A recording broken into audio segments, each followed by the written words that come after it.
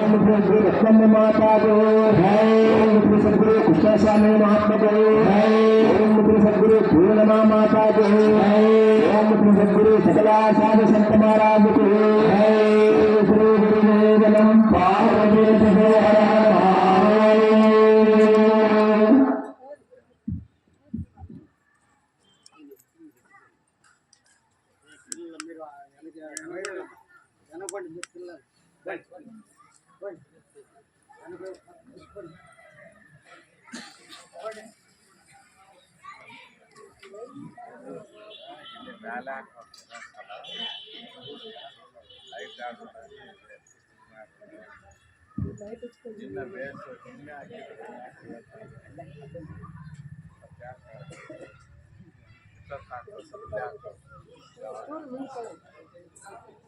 जय श्री गुरुदेवनम पार्वती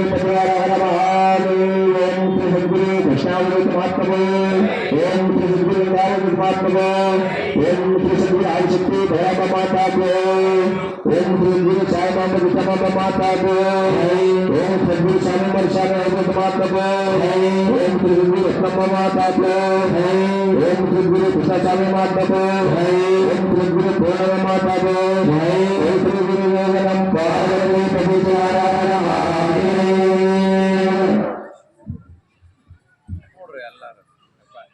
పిల్లలంతా వెనకుంటారా పెద్దలంతా ముందు ఉండాలి చెప్పండి ఆ పిల్లలంతా వెనకుంటారు. హలో, చిన్న పిల్లలంతా వెనుకబడుకోవాలా, పెద్దలందరూ ఇంకా కొద్దిగా ముందుకు రావాలని కోరుతున్నాము. స్థలం ఉంది ముందర, పెద్దలు ఇంకా ముందుకు రావాలని కోరుతున్నాము.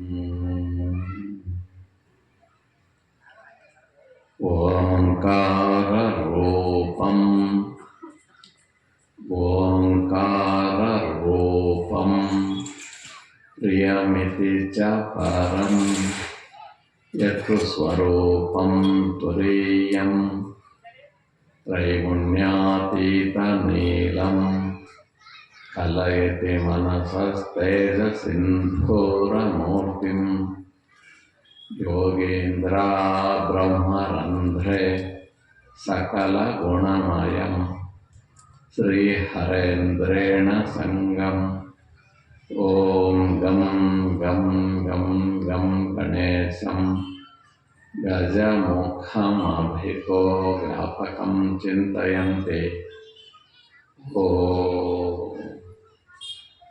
ब्रह्मदिभ्यो ब्रह्मविद्या संप्रदायकर्तृभ्यो वंश ऋषुभ्यो महद्भ्यो नमो गुरुभ्यः। ओम सर्वश्रुतिशिरो रत्नं विराजितपादाम्बुजं वेदान्तार्थप्रवक्तारं तस्मै श्रीगुरवे नमः। ओम अखण्डमण्डलाकारं व्याप्तं येन चराचरं तत्पदं दर्शितं येन तस्मै श्री गुरवे नमः। ओम బ్రహ్మానందం పరమసుఖదం కేవలం జ్ఞానమూర్తిం ద్వంద్వాతీతం గగన సదృశం తత్వమస్యాదిలక్ష్యం ఏకం నిత్యం విమలమచలం సర్వధీ సాక్షిభూతం భావాతీతం త్రిగుణరహితం సద్గురుం తం నమామి. ఓం సతో మా సత్యమయ తమసో మా జ్యోతిర్గమయ మృత్యోర్మా మృతంగమయ. ఓం సహనా భవతు సహనౌ భునక్తు సహ వీర్యం కరవావహై తేజస్వినావధీతమస్తు మా విద్విషావహై. ఓం పూర్ణమదః పూర్ణమిదం పూర్ణాత్ పూర్ణముదచ్యతే పూర్ణస్య పూర్ణమాదాయ పూర్ణమేవావశిష్యతే. ఓం శాంతి శాంతి శాంతి. ఓం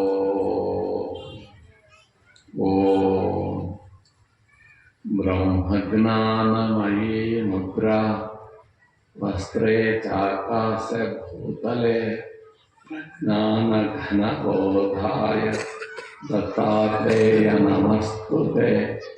ఓంకార పంచరసుకీం ఉపనిషదు జ్ఞానకేళీం కలకంఠీం ఆగమయుపనయమయూరీం ఆర్యామంతర్విభావయే గౌరీ శంకరీ ఓంకరీ ఓం. ఓం ఐం అరళబండ శైలాధీశ్వరి శ్రీ బగళాముఖే. ఓం శ్రీ సద్గురు కృష్ణావధూతాయ ఓం శ్రీ సద్గురు వెంకావధూతాయ నమో నమః. ఓం ಅಲ್ಲಿ ಸ್ವಲ್ಪ ನೀರು ತಗೊಂಬರ್ರಿ. ನೀರು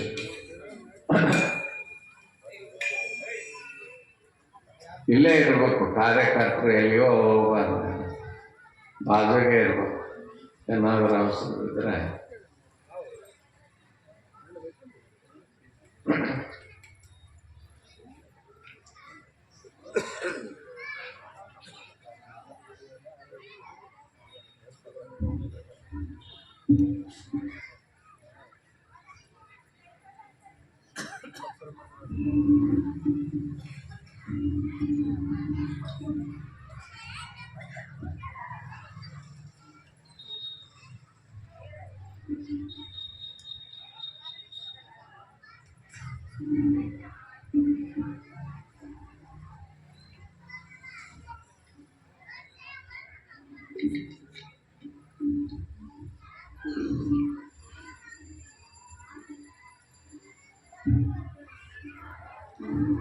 ఓం వసుదేవసుతం దేవం కంసచాణూరమర్ధనం దేవకీ పరమానందం కృష్ణం వందే జగద్గురుం.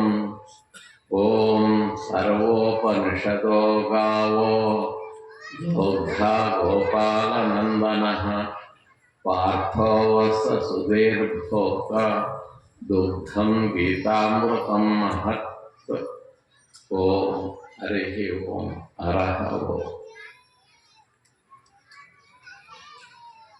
ಓಂ ಶ್ರೀ ಯತಿಕುಲ ತಿಲಕರೇ, ಪುಣ್ಯಾತ್ಮ ಸ್ವರೂಪರೇ, ಆತ್ಮೀಯರೇ, ಶ್ರೀ ಪರಮ ಪೂಜ್ಯರು, ಮಹಾಮಹಿಮಾನ್ವಿತರು, ಅವತಾರ ಪುರುಷರು, ಮಹಾಜ್ಞಾನಿಗಳು, ಮಹಾಮಹಿಮಾನ್ವಿತರು, ಮಹಾಪವಾಡ ಪುರುಷರು, ಶ್ರೀ ಸದ್ಗುರು ಸಾರ್ವಭೌಮರು, ಶ್ರೀ ಅವಧೂತ ಚಕ್ರವರ್ತಿಗಳು, ಶ್ರೀ ಸದ್ಗುರು ದತ್ತಾತ್ರೇಯರು, ಪುಣ್ಯಾತ್ಮ ಸ್ವರೂಪಲ್ಲಾರ, ಯತಿಕುಲ ತಿಲಕಲ್ಲಾರ, ఆత్మీయులారా, శ్రీ పరమ పూజ్యులు, మహాజ్ఞానులు, మహా అవతార పురుషులు, మహాపవాడ పురుషులు, శ్రీ సద్గురు సార్వభౌములు శ్రీ అవధూత చక్రవర్తులు శ్రీ సద్గురు దత్తాత్రేయ స్వాముల వారు, శ్రీ పరమ పూజ్యులు మహా తల్లిగారు, మహా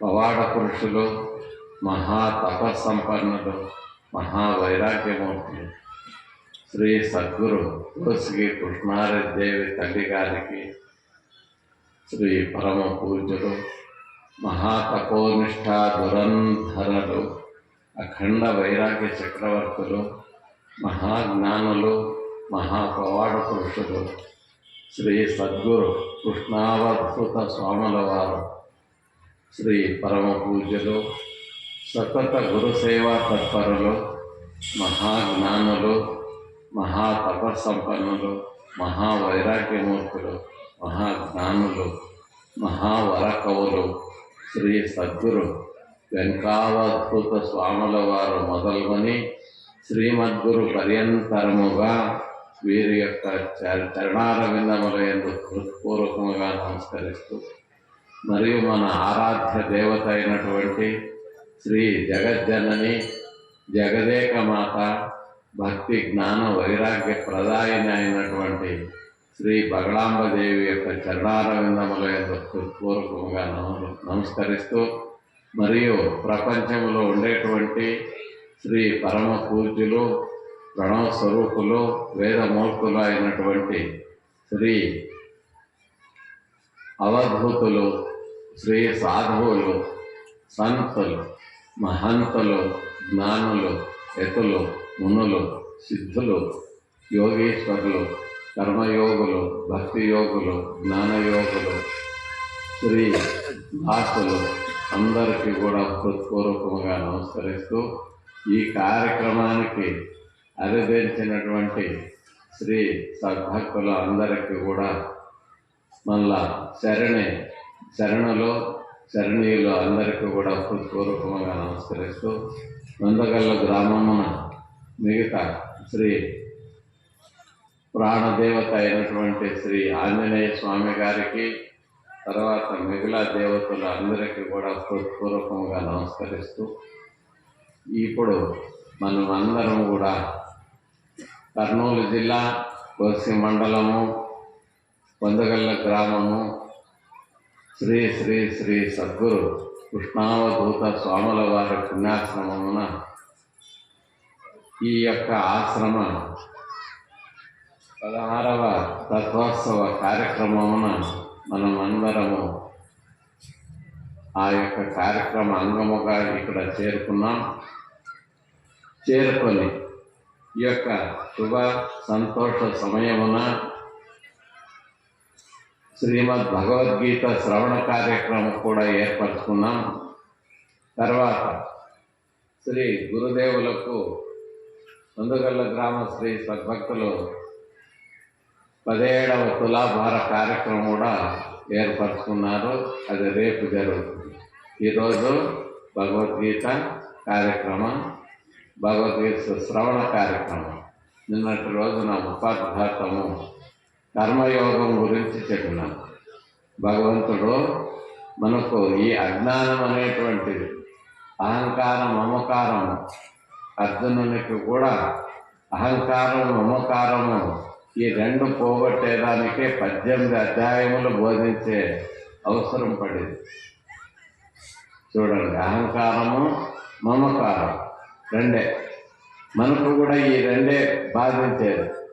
అర్జునునికి ఎట్లా బాధిస్తున్నాయో అట్లనే మనకు కూడా అహంకారం, నేను పోతే అవుతుంది, నేను మాట్లాడితే అవుతుంది, నేను చూస్తే అవుతుంది, నేను చేస్తే అవుతుంది, నేను పోతే అవుతుంది. చూడండి, నేను నేను నేను నేను నేననే అహంకారం,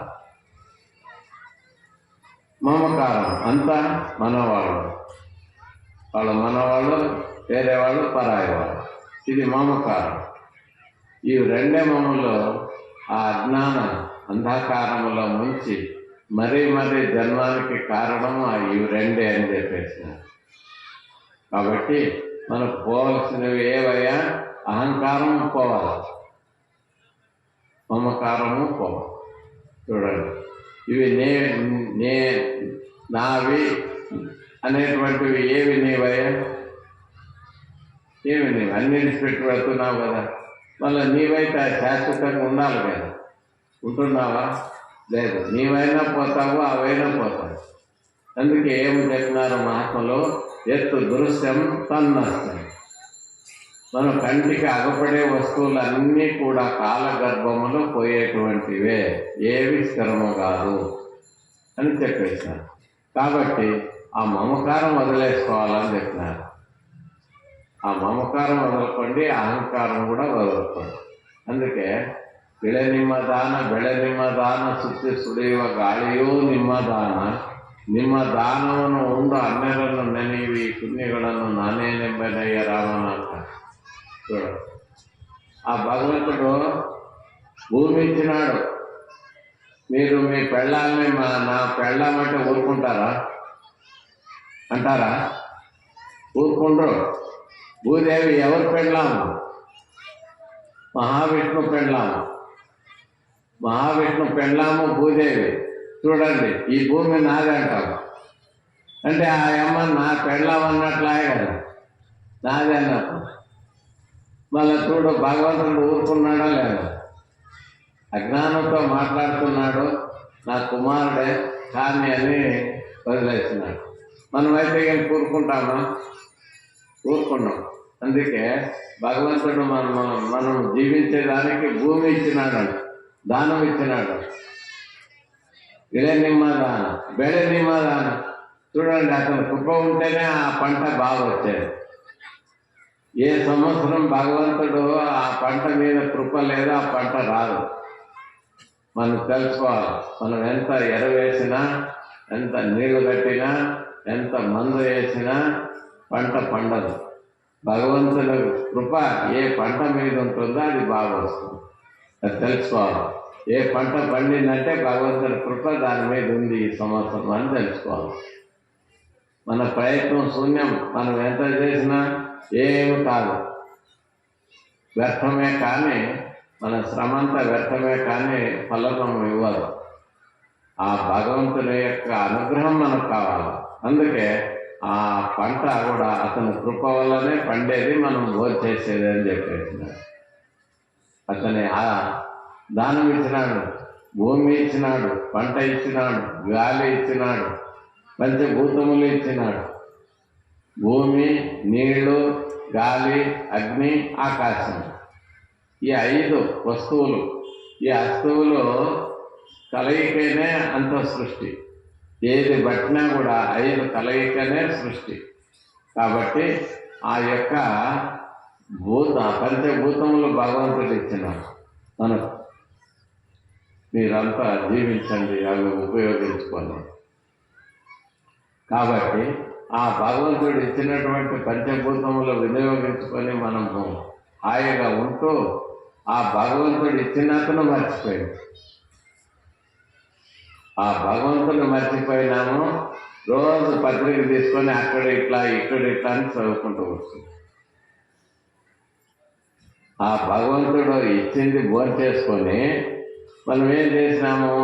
వార్తాపత్రిక తీసుకొని అక్కడ ఇట్లా అంట, ఇక్కడ ఇట్లా అంట, అది ఇట్లా అంట, ఇది ఇట్లా అంట. అందుకే అది ఏమైనా నీకేం పట్టింది? ఏమేమన్నా చేయగలవా? ఇప్పుడు భూకంపం వచ్చింది మయన్మార్లో.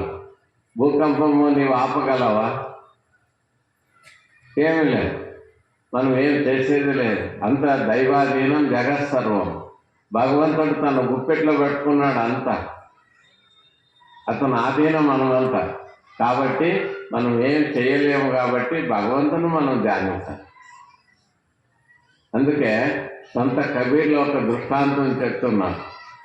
ఇసరాయి ఉంటుంది కదా, ఇసరాయి అప్పుడంతా ఇసిరేవాళ్ళు. ఇప్పుడు పిండి మిషన్లు లేవు. అప్పుడు ఇసరాయి అందరి ఇంట్లో ఇసురుకోవాలి. ఒకవేళ ఇంట్లో లేకపోతే పక్కింట్లో వాళ్ళ దగ్గర పోయి ఇసురుకోరావాలి. అప్పుడు ఆ ఇసరాయిలో గింజలు వేస్తే మధ్యలో ఒక రాడు ఉంటుంది, గుంజ. ఆ గుంజకు ఆనుకొని ఉండే గింజలు భద్రంగా ఉంటాయి. అవి ఏం చెక్క చెదరవు. అవి సేపు మారవు, ఎట్లున్న గింజలు అట్లే ఉంటాయి. ఆ గుంజను వదిలేసి ముందరకు పోతే కనుక ఏమైపోతాయి? అప్పుడు పిండి అవుతాయి, నూకులు అయిపోతాయి. పిండి నూకులు. ఆ గుంజను వదిలేసి ముందరకు వెళ్ళిపోతే ఆ సేపే మారిపోతుంది. సేపు అంటే ఇంగ్లీష్లో సేపు అంటారు, ఆకారం మారిపోతుంది, ఆ గింజల యొక్క ఆకారం. ఆ గుంజను ఆనుకున్న గింజలు ఎట్లుండే అట్లే ఉంటాయి. అట్లనే భగవంతుని మనం ఆశ్రయించుకొని ఉంటే మనం కూడా సేఫ్టీగా, ఏమి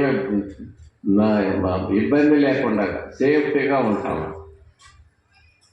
భగవంతుడు ఎక్కడున్నాడని మనం ముందర పోతే అంతా మేమే చేయాలి. మనం చేస్తే వస్తుంది, చేయకుంటే ఎక్కడ వస్తుందని పోతే ఆ గింజలు ఎట్లా నలిగిపోయినాయో అట్లా మనం కూడా నలిగిపోతాం. కాబట్టి ఆ భగవంతుని కృప ఉంటేనే మనము, భగవంతుని కృప లేకపోతే మనం లేము అని గట్టిగా నమ్ముకోవాలి. గట్టిగా నమ్ముకొని ఆ భగవంతుని ధ్యానం చేస్తూ ఉండాలి. ఏ పని చేసినాము ఈ కర్మ యోగంలో అదే చెప్తున్నాడు భగవంతుడు. ఏం చెప్తున్నాడు? నీవు ఏ పని చేసినా కూడా ఆ భగవంతుని స్మరణ చేస్తూ చెయ్యి. అందుకే మన వాళ్ళు ఏం చేస్తున్నారా? ఇచ్చేటప్పుడు పూజనే, కోసేటప్పుడు పూజనే, రాశి చేసేటప్పుడు పూజనే. చూడండి, ప్రతి దానికి పూజ పూజ పూజ పెట్టినారు ఫస్ట్. అంటే అప్పుడు భగవంతుని తలుచుకొని మనము ఆ కార్యక్రమం మొదట పెడతాం. ఇప్పుడు పోయినాయి అనుకోండి, అప్పుడు కాలం ప్రతి దానికి పూజనే, తలవాకులకి పూజనే, మళ్ళా వంట చేసే ఆ పొయ్యిలకి పూజనే, ఇసరాయికి పూజనే, రోలకు పూజనే. చూడండి, ప్రతిదా ఘాటికి పూజనే. అమాసకి పున్నం ఘాటు పసులు కట్టే ఘాటి పూసి దానికి పూజ చేస్తుండ్రి, కాయ కొడుతుండ్రి పెద్దలు. చూడండి, ప్రతి దానికి పూజని ఎందుకు పెట్టినారు? ఆ పూజ నెపంగా భగవంతుని తలుచుకుంటాం, భగవంతుని ఆరాధిస్తాం, భగవంతుని మనం స్మరిస్తాం. చూడండి, మన పెద్దలు ఎట్లా పెట్టినారో చూస్తున్నారా? 15 రోజులకు ఒక పండుగ, 15 రోజులకు ఒక పండుగ, పున్నముకు ఒక పండుగ, అమావాస్యకు ఒక పండుగ. ఎందుకు? మనము అట్లే భోజనం చేయకూడదు. మనం చేసుకొని ఆ భగవంతునికి నైవేద్యం చేసి మనం భోజనం చేయాలని. చూడండి, మన హిందువులకు ఉన్నంత పండుగలు ఎవరికి లేదు. ప్రతి పండగ 15 రోజులకు ఒక పండుగ. ఇప్పుడు ఉగాది వచ్చింది కదా, రేపు పండగ. మళ్ళా అంపాయి పున్నము చూడండి, మళ్ళా బసవ జయంతి, మళ్ళా అమావాస్య పోయిన 3 రోజులకు బసవ జయంతి మళ్ళా. కాబట్టి ఆ భగవంతుని మనం తలుచుకొని ఉన్నట్లయితే, సంత కబీర్ చెప్పినారు ఈ దృష్టాంతం. ఆ ఇసరాయి గుంజను ఆశ్రయించుకున్న గింజలు ఎట్లా నరిగిపోవో, మీరు కూడా భగవంతుని ఆశ్రయించుకొని ఉంటే మీరు కూడా భద్రంగా ఉంటారు అని చెప్పినారు. ఇంకోటి రామాయణ దృష్టాంతం చెప్తున్నాను. రామాయణ దృష్టాంతం. అప్పుడు శ్రీరాముల వారు ఆంజనేయ స్వామి పోయి లంకకు పోయి సీతాదేవి అక్కడ ఉందని తెలుసుకొని వచ్చి శ్రీరాముల వారికి చెప్తే, అప్పుడు అందరూ వానర సైన్యము, తర్వాత శ్రీరాముల వారు, లక్ష్మణ అందరూ బయలుదేరినారు. అక్కడ రామేశ్వరం కాడ పోయి అక్కడ ఆ లింగారాధన చేసి పూజ చేసి అప్పుడు వారిది కట్టి మళ్ళా లంకకు పోవాలి కదా. ఆ రామేశ్వర కాడ నిలబడితే ఆడ లంక కనపడుతుందంట. 7 కిలోమీటర్ అంట, 7 కిలోమీటర్ అంట. ఆడ నిలబడితే అక్కడ కనపడుతుందంట లంక. పోయిన వాళ్ళు చెప్తారు. చూడండి, అది వారిది కట్టాలంటే అప్పుడు మళ్ళీ ఎట్లా రాయి తీసుకొని కపి సైన్యం అంతా తీసుకుపోయి ఒక్కొక్క రాయి వేసుకుంటే ఆ రాయిలన్నీ మునిగిపోతున్నాయి, అవన్నీ లోపల వెళ్ళిపోతున్నాయి. అప్పుడు ఆంజనేయ స్వామి ఏమన్నాడంట, అట్లా వద్దండి, ఇటు తీసుకురండి, తర్వాత మళ్ళా తీసుకుపోయి ఆ సముద్రంలో వేయండి అని. అప్పుడు ఆ రాయి మీద, ప్రతి ఒక్క రాయి మీద శ్రీరామ్ శ్రీరామ్ చూడండి భగవంతుని యొక్క నామ రాసేసినాడు. రాసేసి ఆ రాయి తీసుకుపోతే అక్కడ అవి తేలిపోయినాయి, ఆ నీళ్ళల్లో తేలిపోయినాయి, మునగకుండా అవన్నీ తేలిపోయినాయి. అప్పుడు రాముల వారు కూర్చున్నారు కదా, అప్పుడు సైన్యం అంతా రాళ్ళు తీసుకొచ్చేది, ఆంజనేయ స్వామి ముందర పెట్టేస్తే శ్రీరామని రాస్తే ఆ రాయి తీసుకుపోయేది, సముద్రంలో వేసేది, అవన్నీ తేలిపోయినాయి. అప్పుడు శ్రీరాముల వారు ఏం చేసినారు, ఒక రాయి తీసుకొని అప్పుడు ఏం చేసినాడు, నేనేమో ఎందుకు ఊరికి కూర్చోవాలని నువ్వు ఒకటేసేసి రాయి తీసుకొని ఆ సముద్రంలో వేసేస్తే అది మునిగిపోయింది, లోపలికి వెళ్ళిపోయింది నీళ్ళలో. మళ్ళా ఆంజనేయ స్వామి శ్రీరామని రాసిన రాళ్ళు తేలుతున్నాయి, ఆ శ్రీరాముల వారు వేసిన రాయి మునిగిపోయింది. అప్పుడు శ్రీరాముల వారు ఆంజనేయ స్వామి తట్టు చూసినాడు. ఈ యొక్క దృశ్యాన్ని చూసినాడు ఏమో. అప్పుడు శ్రీరామ్ అని రాస్తూ రాస్తూ శ్రీరాముల వారి మీద దృష్టి పెట్టాడు ఆంజనేయ స్వామి, ఆ స్వామి మీద. అప్పుడు స్వామి ఏం చేసినాడు, ఒక రాయి తీసుకొని వేసేటప్పటికి మునిగిపోయింది. ఊర చూపులతో చూస్తే అప్పుడు అదే ఆంజనేయ స్వామి చూసినాడు కదా, ఈ యొక్క సన్నివేశాన్ని ఏం అర్థం చేసుకున్నాడో అని ఆ ఆంజనేయ స్వామిని దగ్గరికి పిలిచినాడు శ్రీరాముల వారు. అప్పుడు వచ్చి అతడు చూడండి, ఎక్కడ ఫోటోలో చూడండి, తల వంచుకొని ఆ యొక్క వినమ్ర భావంతోటి ఇస్తున్నాము, తల వంచుకొని నమస్కరిస్తూ మోకర్రీలు కనపడతారు ఫోటోలో. తల ఎత్తుకొని లేదు ఫోటో. శ్రీరాములు వారి పట్టాభిషేకంలో చూడండి, ఫోటో రాసినారు కదా, ఆ కింద కూర్చున్నాడు కదా, తల వంచుకొని చేతులు జోడించి అప్పుడు అతడు ఆ యొక్క భంగిమలో కనపడతాడు భగవంతుడు ఆంజనేయ స్వామి. అప్పుడు శ్రీరాముల వారి దగ్గర వచ్చి ఇట్లా నిలబడలే, తల ఎత్తి నిలబడలే.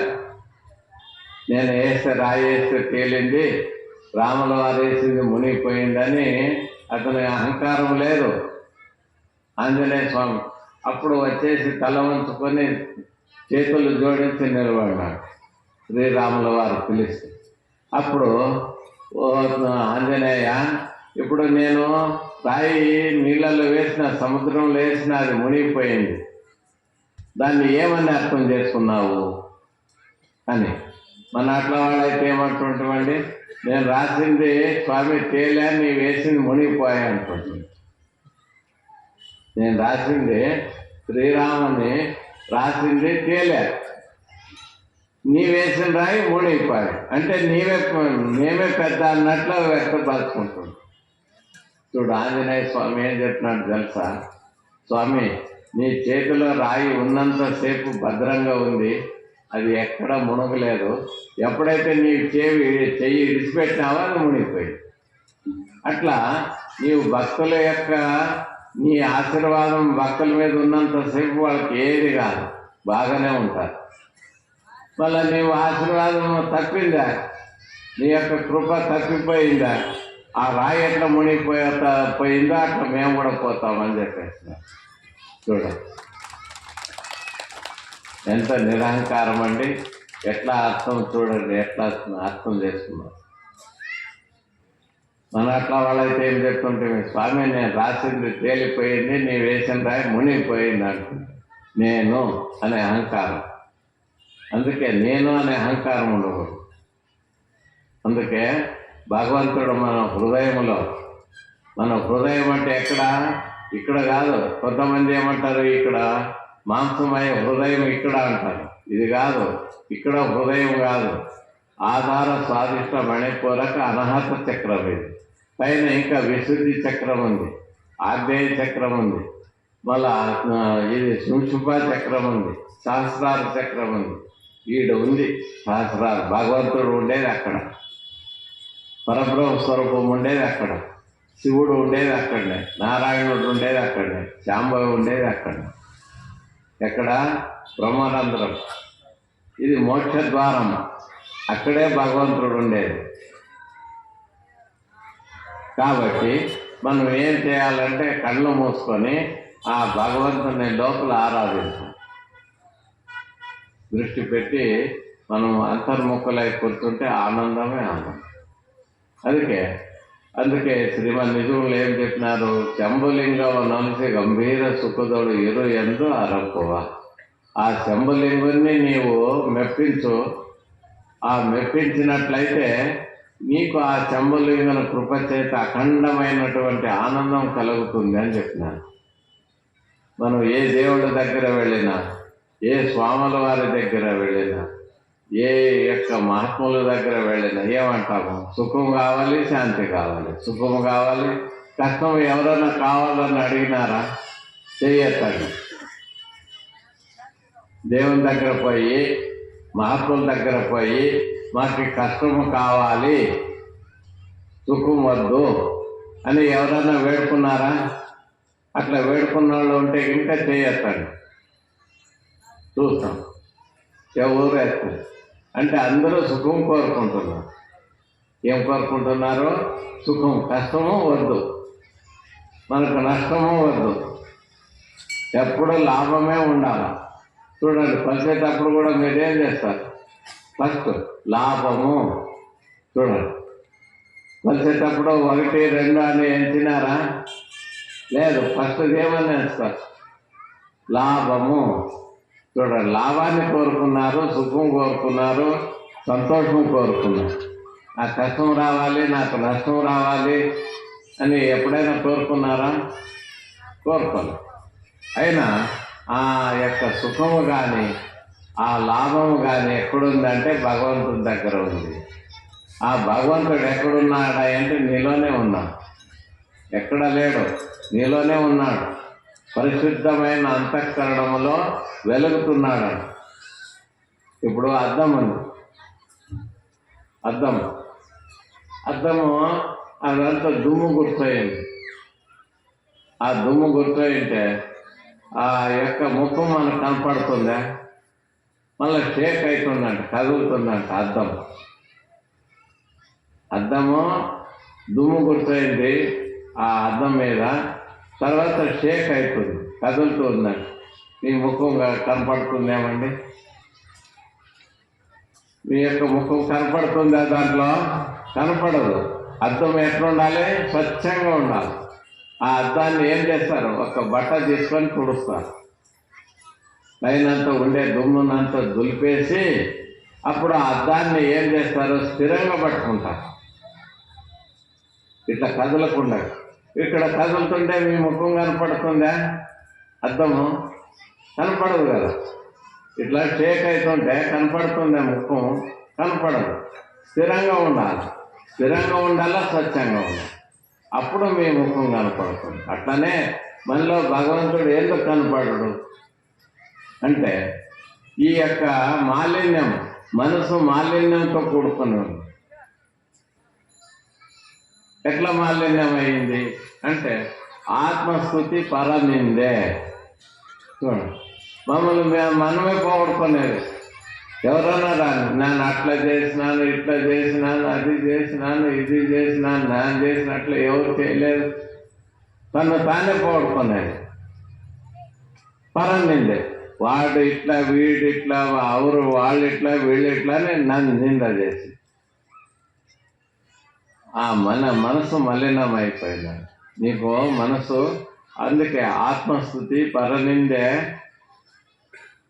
నరకదు తవరమని అని చెప్పినారు. నరకము సీద పోయేది అట్లా చేసినారంటే నరకానికే పోయేది. నిత్యದಲ್ಲಿ సదాశివన స్థుతి కైలాసದ అరమనే అని చెప్పినారు. చూడండి, రోజు భగవంతుని ధ్యానం చేయండి, ఆ యొక్క ఆత్మస్థుతి చేయండి. అందుకే ఈ చెయ్యి చేసినటువంటి పుణ్యకార్యము ఈ చెయ్యికి తెలియకూడదు. అంటే ఇంకొకరికి తెలియకుండా మనం చేయాలి. మన ధర్మం ఉంది, పరోపకారం ఇదం శరీరం. పరులకు ఉపకారం చేసేదానికే శరీరం భగవంతుడు ఇచ్చినాడు. ఇప్పుడు చూడండి, చెట్టు ఉంది, అది ఏదైనా ఆశిస్తుందా నీకు? ఏది ఆశించదు. ఏం చేస్తుంది? కాయలు కాస్తుంది, మామిడి పళ్ళ కాయలు కాస్తుంది, నీడిస్తుంది. పోయి కూర్చుంటే చల్లగా నీకు నీడ ఇస్తుంది, మళ్ళీ నీ ఆకలి తీర్చడానికి పండ్లు కూడా ఇస్తుంది. మళ్ళీ నీ నుండి ఆశించింది ఏమన్నా? ఏం ఆశించలేదు కదా. అట్లనే మనం కూడా స్వార్థంగా, అంటే ఆశించకుండా మన వంతు, మన ధర్మం, మనం ఇంకొకరికి సహాయం చేయాలి. భగవంతుడు అందరిలో ఉన్నాడు. అందుకే ఏమని చెప్పినారు? లేనే వాళ్ళే దేనే వాళ్ళే ఏక్ హై. లేనే వాళ్ళే దేనే వాళ్ళే ఏక్ హై. ఒక్కతే అంటే ఉండేది మాలిక్.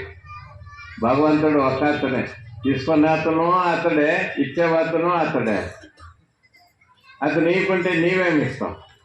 ఇస్తావా? నీవేమన్నా చేయగలవా? ఇప్పుడు నేను తాతోళ్ళకి ఒక బస్తా నిండా బియ్యం ఇచ్చినాను, ధాన్యం ఇచ్చినాను అంట. మళ్ళీ ధాన్యం నీవు చేసినావా? చేసినావేమండి? వడ్లు చేసినావా నీవు? లేదు. ఇచ్చినావు, కృషి చేసినావు, అది పండింది. చూడు, ఆ గింజలు చేసింది భగవంతుడే. ప్రతిదీ అంతే. మనం ఏమన్నా చేయగలమా? మిరపకాయ చేస్తారా చెప్పండి? శనక్కాయ చేస్తారా? మీరు ఇచ్చే వరకే, పైన కృషి చేస్తారంటే మేహనత్ చేస్తారు. భగవంతుడు సృష్టి చేసేది అతనే కదా. అందుకే ప్రతిదీ అతడే ఇచ్చే అతను అతనే, తీసుకునే అతను అతనే అని ఆ భావనతో, నిరహంకార భావనతో చేయాలని చెప్పినారు. అందుకే మనసు నిర్మలంగా పెట్టుకోండి. మనసు స్థిరం, చిత్త ఏకాగ్రత. ఆ భగవంతుని ధ్యానము మనం ఏకాగ్రతగా చేయాలి. ఆ ఏకాగ్రత లేకపోతే మోక్షం లేదు. అందుకే పతంజలి యోగ దర్శనంలో ఏం చెప్పినారు? యోగ చిత్తవృత్తి నిరోధ అని చెప్పేసినారు ఒకే మాటలోనే. అవన్నీ సూత్రాలంటే ఒక్కొక్క లైనే ఉంటాయి, ఎంతో అర్థం వస్తాయి. ఒక్కొక్క పేజీ 2 పేజీలు వ్యాఖ్యానం రాస్తారు. ఒకే లైన్ యోగో చిత్తవృత్తి నిరోధ పతంజలి యోగ దర్శనంలో రాసినారు. యోగం అంటే ఎన్ని ఉన్నాయి? మంత్రయోగము, లయయోగము, హఠయోగము, రాజయోగం. చూడు, ఆ యోగంలోనే 4 ఉన్నాయి.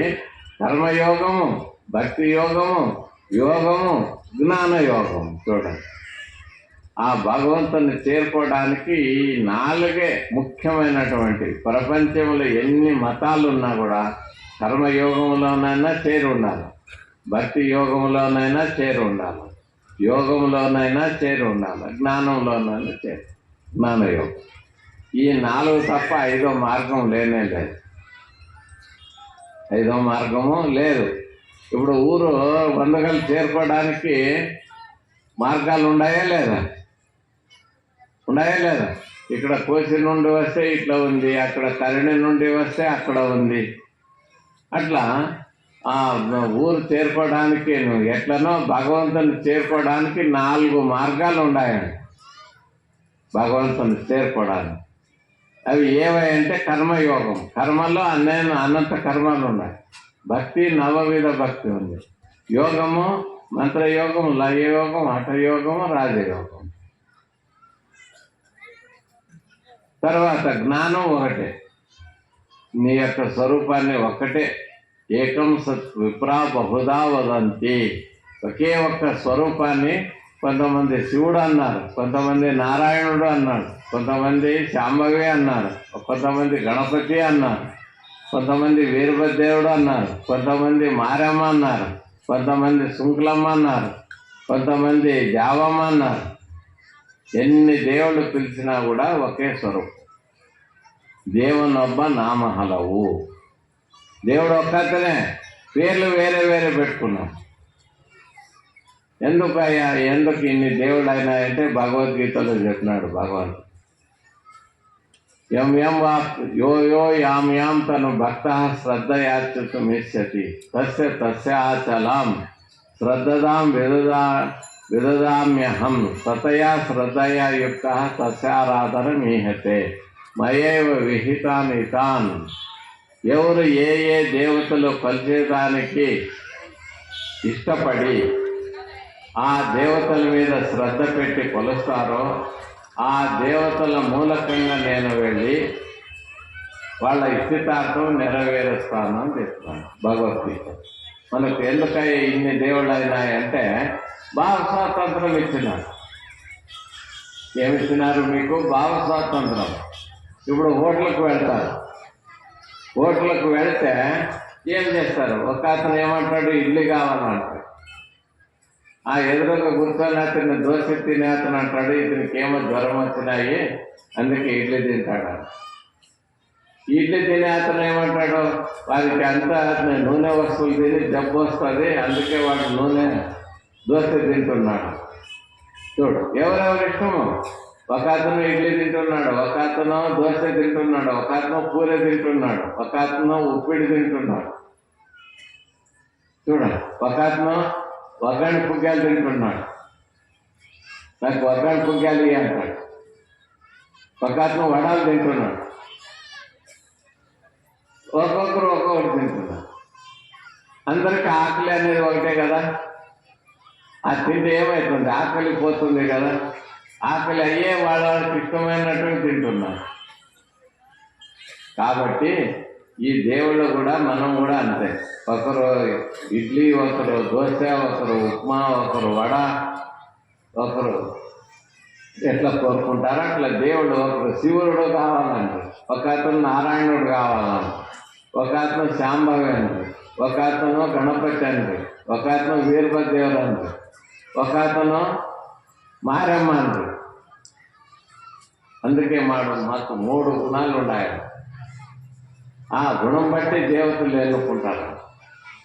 వాళ్ళకి ఇష్టమైనటువంటి దేవతలు సాత్విక గుణం ఉన్నాడు శాంభవి, పరమేశ్వరుడు, నారాయణుడు, ఇట్లా సౌమ్యంగా ఉండే గణపతి, ఇట్లా దేవతలు వాళ్ళకి ఇష్టంగా కనపడతారు అనుకో. వాళ్ళల్లో ఏముంది అంటే సాత్విక గుణం ఎక్కువ ఉంది అని తెలుసుకోవాలి.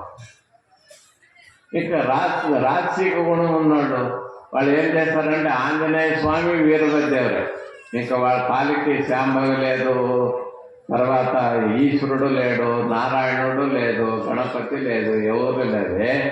వీరభద్రదేవుడు, ఆంజనేయ స్వామి, ఇంకా వేరే ఆ దేవుడు లేదు. ఆ దేవుడు ఉన్నట్లు లేనే లేడా అంటే అతనిలో రజోగుణం ఎక్కువ ఉంది అని తెలుసుకోవాలి. వాళ్ళు ఆ దేవతల్లో కొలుస్తున్నారంటే వాళ్ళ రజోగుణం ఎక్కువ ఉందని తెలుసుకోవాలి. ఇంకా తామసిక గుణం ఎక్కువ ఉన్నాడు అప్పుడు మారమ్మ. మారమ్మ దేవత మీద యా దేవుళ్ళు లేదంటాడు వాడు. తెల్లమ్మ, సుంకులమ్మ, పోలికమ్మ, ఆ దేవుళ్ళ ముందర యా దేవుళ్ళు లేదంటాడు. వానికి తామసిక గుణం ఎక్కువ ఉందని తెలుసుకోవాలి. విభజించిన ఒక్కొక్క గుణం ఎవరిలో ఎక్కువ ఉంటుందో ఆ దేవతలు ఎన్నుకుంటారు వారు. కాబట్టి ఆ తామసిక గుణము వదలాలా, రాజసిక గుణము వదలాలా, సాత్వికమైనటువంటి దేవతలు ఆరాధించాలి. అట్లయితే నీకు సాత్విక గుణం పెంపొందించి ఆ దేవతలు నీకు ప్రత్యక్షమై నీ ఇష్టార్థం నెరవేరుస్తారు. మనకు ఉండొచ్చు రాజసిక గుణం ఉండొచ్చు, లేదని కాదు. రాజసిక గుణం ఉండొచ్చు, తామసిక గుణం కూడా ఉండొచ్చు. ఆ దేవతలు పలచకూడదు అని చెప్తున్నారు శాస్త్రంలో. ఆ దేవతలు పలచకూడదు. సాత్వికమైనటువంటి గుణం మనకు అభివృద్ధి కావాలి. కాబట్టి శుద్ధ సాత్విక జీవత్వమే పరమాత్మత్వ. చూడండి, సాత్విక గుణం నీకు అభివృద్ధి అయినట్లయితే ఆ పరమాత్ముడు అప్పుడు గోచరిస్తాడు. రాజసిక గుణము, తామసిక గుణం ఉంటే భగవంతుడు కనపడ్డు. దానికి ఒక దృష్టాంతం ఇచ్చిన దీపం ఉంది. ఆ దీపానికి నల్ల గ్లాసు వేసేసినారు, నల్లది పెయింట్ కొట్టినారు గ్లాసుకు నల్లది. ఆ పెయింట్ కొట్టిన గ్లాస్ వేసినారు, బయటకు వెలుగు వస్తుందేమండి? ఆ నల్ల గ్లాసులో నుండి ఆ కాంతి వస్తుందా? ఆ వెలుతురు వస్తుందా బయటికి? రాదు. దాని మీద ఇంకోటి ఎర్ర గ్లాసు కూడా వేసినారు, ఎర్ర రంగు కొట్టినటువంటి గ్లాసు దాని మీద వేసినారు. దీపం లోపల వెలుగుతుంది, పైన నల్ల గ్లాసు వేసినారు, తర్వాత ఎర్ర గ్లాసు వేసినారు, తర్వాత తెల్ల గ్లాసు వేసినారు, స్వచ్ఛమైనటువంటి తెల్లగా ఉండే గ్లాస్ వేసినారు. ఇప్పుడు ఆ దీపం వెలుగు ఈ 3 గ్లాసుల నుండి బయటకు వస్తుందా? వస్తుందేమండి? రాదు. కాబట్టి ఆ యొక్క నల్ల గ్లాసు పోవాలి. అప్పుడు ఎర్ర గ్లాసుల నుండి కొంచెం బయటకు వస్తుంది లైట్, ఆ వెలుతురు వస్తుంది. ఆ ఎర్ర గ్లాసు కూడా తీసేయండి, తెల్ల గ్లాసుల నుండి బాగా వస్తుంది. బాగా వస్తుందా లేదా? వెలుతురు బాగా వస్తుందా లేదా? తెల్ల గ్లాసులో నుండి. మళ్ళీ అవి గ్లాసులు ఉన్నంతసేపు రాలే, వెలుతురు రాలే. అట్లనే మనకు కూడా భగవంతుడు లోపల దేదీప్యమానంగా వెలుగుతున్నా ఈ 3 గుణాలు అనేటువంటివి ఆవరించేసినాయంట, కనపడకుండా మూసేసినాయి. చూడ, ఈ 3 గుణాలు యావప సాత్విక గుణము, రాసిక గుణము, తామసిక గుణము. ఈ 3 గుణాలు అనేటువంటివి మన లోపల ఉండేటువంటి భగవంతుని అగపడకుండా మూసేసింది. ఇప్పుడు ఏం చేయాలి మనము? ఆ గ్లాసు నల్ల గ్లాస్ తీసేస్తాం కదా, వెళ్తూ రాదని. ఇప్పుడు మా గ్లాస్ ఉంటుందండి, తెల్ల గ్లాస్ ఉంటుంది, అది మసి ఆవరించి వెళ్తూ రాకున్నప్పుడు ఏం చేస్తారు? ఆ గ్లాసుని తీసుకొని తుడుస్తారా లేదా? మసినంతా, ఆ మసినంతా తుడిస్తే అప్పుడు గ్లాసు వేస్తే తెల్లగా వెళ్తూరు వస్తుందా లేదా? అట్లనే ఆ తామసిక గుణం పోవాలి. ఆ రాసిక గుణము ఎర్ర గ్లాసు అది పోవాలంట. సాత్విక గుణం అనేటువంటిది ఉన్నాం, తెల్ల గ్లాసు. ఆ తెల్ల గ్లాసే సాత్విక గుణం. అందుకే మనము ఆ సాత్వికమైనటువంటి గుణాన్ని మనం పెంపొందించుకోవాలి, అభివృద్ధి చేసుకోవాలి. అభివృద్ధి చేసుకోవాలంటే ఏం చేయాలి? ఆ భగవంతుడు, ఆ దేవతలు, సాత్విక గుణం ఉండేటువంటి దేవతలు మనం ఆరాధిస్తే అప్పుడు దాని నుండి ఆ సాత్విక గుణం మనకు అభివృద్ధి. కాబట్టి ఆ సాత్వికమైనటువంటి దేవతలే మనం ఆరాధిస్తాం. ఆ తామసిక రాసిక దేవతలను వదిలేయాలని చెప్పి. కాబట్టి అట్లా ఆ మనసు అనేటువంటిది స్వచ్ఛంగా, ఏది ఒకరిని నిందించకుండా, ఆత్మస్థితి లేకుండా స్వచ్ఛంగా భగవంతుని ఏకాగ్రతగా, అంటే మనసు అటు ఇటు పోకుండా ఆ యొక్క భగవంతుని మీద పెట్టి, తర్వాత నిరహంకారిగా చూడండి. అహంకారం ఉండకూడదు. అలా నాదే అంటావు కదా, నీది ఏది చెప్పు, ఏది నీది కాదు, అన్నీ విడిచిపెట్టి వెళుతున్నావు. మళ్ళీ నీదైతే నీవు ఉండాలి కదా, స్థిరంగా ఉండాలి కదా. ఉంటావా? ఉండవు. అవన్నా వెళ్ళిపోతాయి, నీవన్నా వెళ్ళిపోతావు. ఇద్దరిలో ఒకరు వెళ్ళిపోవాల్సిందే, ఏవి ఉండవు. కాబట్టి అది ఏది మనది కాదు. ఆ అహంకారం అనేది వదిలేసుకొని తర్వాత సుబుద్ధితో నిశ్చయించు. ఎక్కడ నిశ్చయిస్తావు? ఇక్కడ. అందుకే స్వామి వివేకానందలే పాశ్చాత్య దేశంలో దేవుడు ఎక్కడున్నాడు అని ప్రశ్నించినారు. గాడ్ ఈజ్ వేర్, దేవుడు ఎక్కడున్నాడని ప్రశ్నించినారు స్వామి వివేకానందలు. అప్పుడు స్వామి వివేకానందలు ఏం చెప్పినారు? నీవు నిర్ధరించు, నీవు నిలబడిన కాడ ఉన్నాడు అని చెప్పేసినారు. ఒకే మాట, నీవు నిలబడిన కాడ ఉన్నాడు భగవంతుడు. చూడండి ఎంత అర్థగర్భితంగా ఉంది, చూసినారా?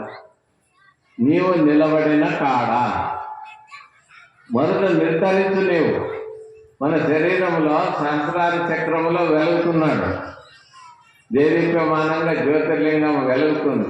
అది చూడమంటే వదిలేసి డబ్బులు పెట్టి నూకుల్లో పై కింద పడి మీద పడి చూసేకపోతాం. చూడండి, మన లోపల ఉండేటువంటి భగవంతుడు నిశ్చలంగా మళ్ళా వాల్మీకి మహర్షి ఎక్కడన్నా పోయినాడండి? వాల్మీకి మహర్షి చరిత్ర విన్నారు కదా మీరు. అతను ఆ రాముని ఆత్మారాముని తలుచుకుంటూ కూర్చున్నాడు, మర్చిపోయినాడు ఏకాగ్రతగా, ఏది ఆలోచన లేకుండా ప్రాపంచిక విషయాలు అన్నీ వదిలేసి ఏకాగ్రతగా భగవంతుని మనస్సు పెట్టి ఆరాధిస్తూ ఉంటే ఆ పుట్టు అదేముంది కదా, పుట్టుగడ్డ, ఆ పుట్టు అనేటువంటిది శరీరకి ఎక్కినా చేస్తుంది. అందుకే అతని పేరు రత్నాకర. అయినా ఆ పుట్ట పెరిగిన దానికి వాల్మీకి అని పేరు. ఆ పుట్ట సంస్కృతంలో వాల్మీకి అని పిలుస్తారు దాన్ని, పుట్టను. ఆ పుట్ట పెరిగింది శరీరం మీద కాబట్టి అతనికి వాల్మీకి అని పేరు వచ్చింది. వాల్మీకి అని పేరు ఎట్లా వచ్చింది? ఆ పుట్ట పెరిగిన దానికి వాల్మీకి అని పేరు. ఇప్పుడు వాల్మీకి మహర్షి అని, పుట్ట మహర్షి అని.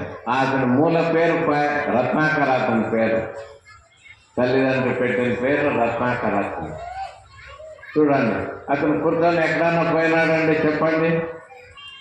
చరిత్రలో చెప్తుంది కదా, శరీరానికి పుట్ట పెరిగినా కూడా అతనికి లెక్క లేకుండా ధ్యానం చేస్తూ చేస్తూ చేస్తూ చేస్తూ తన హృదయంలో, హృదయం అంటే ఇక్కడ కాదు, ఇది పట్టుకునే హృదయం కాదు, ఇదే హృదయం. ఆ యొక్క యోగ పరిభాషల్లో హృదయం అంటే ఇక్కడ అనేది తెలుసుకోవాలి. ఆ పరబ్రహ్మ స్వరూపం ఉండేది అక్కడే. బ్రహ్మసూత్రంలో చెప్పినారు పరబ్రహ్మ వాసం కాబట్టి బ్రహ్మపురం అని పిలిచినారు. దాన్ని ఏమని పిలిచినారు? బ్రహ్మపురము. పరబ్రహ్మ స్వరూపం వాసం కాబట్టి దానికి బ్రహ్మపురం అని పిలిచినారు. కాబట్టి ఆ యొక్క స్వరూపాన్ని తలుచుకుంటూ కూర్చున్నారు. ఆ రాముడు ప్రత్యక్షమైన తర్వాత అంతా విడిపోయి బయటికి వచ్చినారు. వచ్చి ఆ యొక్క చూడండి అతను చరిత్ర వెనక ఏం చేసినాడు? వచ్చిపోయే వాళ్ళను అతను డబ్బు తీసుకొని జీవించేవాడు. ఏదన్నా ధాన్యం ఉన్నా ఏది ఉన్నా తీసుకొని జీవించారు. అట్లాంటిది పోయి ఆ యొక్క జీవనం అంతా వదిలేసుకొని మహర్షి అయిపోయి ముందర వచ్చే రామాయణం రాస్తున్నాడు. ఆది కవిగా పేరు పొందినాడు. ఆది కవి చూడండి ఎట్లా వృత్తి ఉండింది. ఆ భగవంతుని యొక్క దర్శనం అయిన తర్వాత ఎట్లా మార్పాటు చెంది ఆది కవి అయి రామాయణం రాసినాడు వాల్మీకి మహర్షి. అట్లనే మనం కూడా లోపల ఉండేటువంటి ఆ పరబ్రహ్మ స్వరూపాన్ని మనం ఏకాగ్రతగా ధ్యానం చేస్తూ చూసినట్లయితే అక్కడ దేదీప్యమానంగా కనపడుతుంది. అప్పుడు మీ వృత్తిలన్నీ చేంజ్ అయిపోతాయి. వాల్మీకి మహర్షి వృత్తి ఎట్లా చేంజ్ అయినాయో అట్లా అయిపోతాయి. ఇట్లా రోజు చేయాలా. మళ్ళీ అతనికి ఒక రోజులో కలిగిందా వాల్మీకి మహర్షికి? శరీరానికి పుట్ట పెరిగినా కూడా అతను అట్లే కూర్చున్నాడు. 12 ఏళ్ళు అంటే యోగ సిద్ధించాలంటే 12 ఏళ్ళు కావాలి. తదేక నిష్టతో ధ్యానం చేసి చేసి చేసి ఎక్కువసేపు చేస్తుంటే 12 ఏళ్లకు సిద్ధిస్తుంది యోగం. ఒక పట్ట చేయాలి. అది శ్రద్ధతో చేస్తే శ్రద్ధావాన్ లభతే జ్ఞానం అని చెప్పినారు. ఎంత శ్రద్ధగా చేస్తే అంత నీకు త్వరగా లభ్యమవుతుంది. చేస్తే వస్తుందిలే, చూస్తే వస్తుందిలే, నేనేమి ఇప్పుడే చూస్తానా, నాకు 100 ఏళ్ళు ఉన్నాయి అనుకుంటా పోతే నీకెప్పుడు కాదు. అందుకే అనిత్యాన్ని శరీరాన్ని విభో నైవ శాశ్వత నిత్యం సన్నిహితో మృత్యు కర్తవ్యో ధర్మ సంగ్రహ అని చెప్తారు. అనిత్యాన్ని శరీరాన్ని అన్నింటికీ గ్యారంటీ ఉంది. ఇప్పుడు ఈ మైక్ కొంటే నీకు సంవత్సరం గ్యారంటీ ఇస్తారు, 2 ఏళ్ళు ఇస్తారు, 5 ఏళ్ళు ఇస్తారు. చూడండి నా మైక్ 5 ఏళ్ళ వరకు చెడిపోదు, ఏమనైతే తీసుకురా మేము ఫ్రీగా ఇస్తాం మళ్ళా అని చెప్తారు. మళ్ళీ మన జీవనానికి గ్యారంటీ కార్డు ఉందా? దీనికి గ్యారంటీ కార్డు ఇస్తాడు. ఈ కూలర్ కొంటే గ్యారంటీ కార్డు ఇస్తాడు. మళ్ళీ మీ జీవనానికి గ్యారంటీ కార్డు ఉందా మీ జోబులో? ఇన్నేళ్ళు బతుకుతామని ఉందా? గ్యారంటీ లేదు. అదే ఛాన్స్ ఎప్పుడు ఉండిపోతుంది. అందుకే వెంకటాద్రి స్వాముల వారు ఒక తత్వపదంలో రాసిన అప్పుడో ఇప్పుడో ఏ వేళన తప్పన పోయే జీవం అని చెప్పేసినారు. చూడు తాతోడు వెంకటాద్రి తాతోడు ఏమని రాసినారు? అప్పుడో ఇప్పుడో ఏ వేళన గప్పన పోయే జీవం అంటే నేను చెప్తాను వాళ్ళకి చెప్తాను జాగ్రత్తలే నడిచేలేదు ఆడు పోయేటప్పుడు వాళ్ళకి చెప్తాను వీళ్ళకి చెప్తానంటే లేదు, గప్పున ఎప్పుడో పోయింటారు. కాబట్టి ఏం చెప్పినారు? అనిత్యాన్ని శరీరాన్ని విభో నైవ శాశ్వత, డబ్బులు శాశ్వతం కాదని చెప్పినారు.